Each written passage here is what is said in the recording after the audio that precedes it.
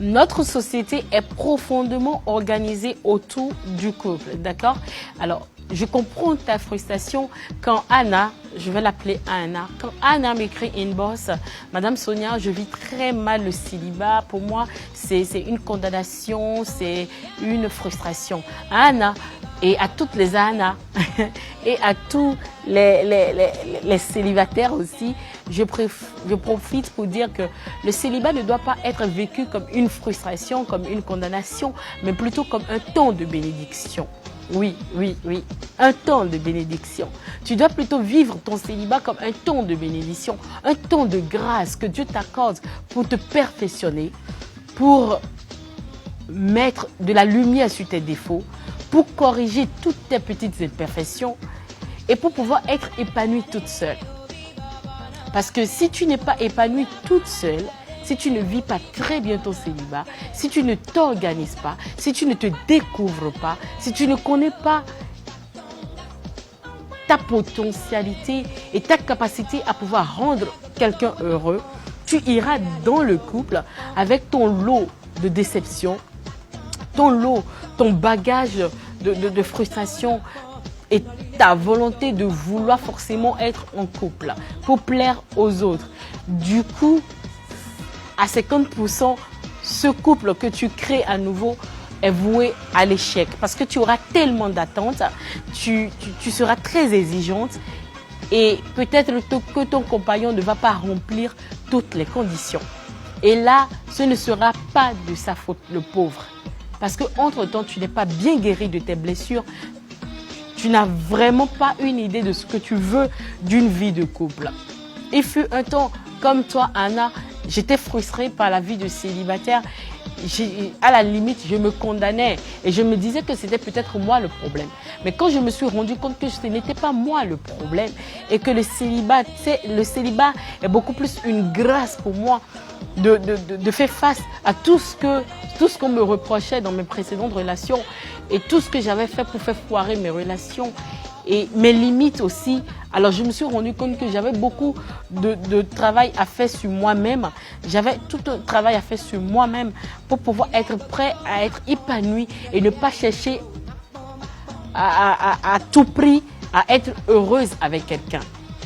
Du moment où tu te rends compte que tu es heureuse toute seule, tu es très épanouie dans ton célibat et tu ne vas pas faire des sacrifices sur sacrifices, tu ne vas pas dormir à l'église, tu ne vas pas fatiguer ton pasteur, tu ne vas pas gaspiller ton argent pour chercher le mari idéal, l'homme parfait, eh bien ça vient tout seul. Crois-moi, ça vient tout seul. Ne va pas pleurer à l'église parce que tu es célibataire. Pleure plutôt du fait que tu n'es pas heureuse toute seule. Tu dois chercher ton bonheur. Personne ne peut faire ton bonheur. Personne, nul ne peut faire le bonheur de l'autre. Tu es ton bonheur, tu construis ton bonheur toute seule.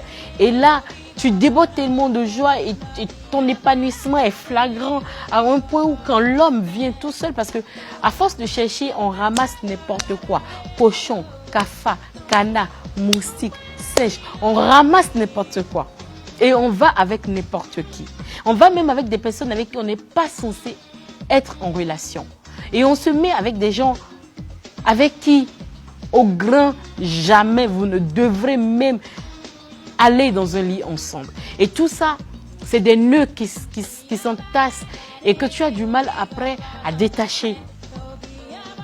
Alors à Anna et à tous les célibataires, je dis ceci, vivez votre célibat comme une grâce, une bénédiction. Essayez de voir les choses sous un autre angle. Arrêtez de voir du 6 en 9 et du 9 en 6. Profite de ce célibat, de ce temps de grâce pour faire tout ce que tu avais reporté, tout ce que tu avais du mal à faire, tout ce que tu disais que tu allais faire et tu n'arrivais pas à faire. Essaye vraiment de faire tout ce qui te plaît, tout ce qui te fait toi. Ne cherche pas à faire plaisir à ton père, à ta mère, à tes amis, à la société. Et parce que beaucoup de couples se forment autour de toi, tu défonces certaines portes qui sont censées rester fermées. Anna, laisse les choses aller toutes seules. Laisse les choses venir à toi. Et quand c'est le bon moment, c'est toujours le bon moment. Pas une seconde de plus, une seconde de moins. Tu trouveras un meilleur ami, tu trouveras un confident, tu trouveras quelqu'un qui te fera beaucoup rire. quelqu'un qui fera des plans d'avenir avec toi, quelqu'un qui fera des projets avec toi, quelqu'un qui sera tellement capable de te hisser comme un drapeau et tu béniras ton temps de célibat. Parce que tu seras une femme complète, tu seras une femme au foyer heureuse.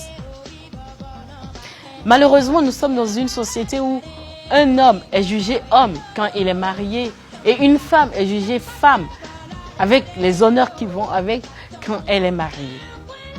Anna et toutes les Anna et tous les célibataires, laissez Dieu agir en son temps. Et il n'est jamais tard. Rien n'est tard dans la vie. Et s'il vous plaît, nuance, je ne parle pas des Sainte Catherine qui attendent le prince charmant et qui laissent passer toutes les chances. Je parle de celles-là qui ressentent une grande frustration et qui se sentent condamnées par une vie de célibat. Et je discutais avec un ami très cher à moi qui me disait, Sonia, ben moi je crois que la vie de couple, c'est pas pour moi. Mais non, mais non, mais non. Des fois, il faut prendre une pause dans votre élan de vie, de conquête de vie de couple. Il faut prendre une pause. Parce qu'à force d'enchaîner, tu enchaînes à un point où tu commences par désespérer, par déprimer et à te dire que la vie de couple n'est pas faite pour toi. Mais non, la vie de couple est faite pour toi. Of course. C'était Sonia Agantou. Ça, il le savait déjà.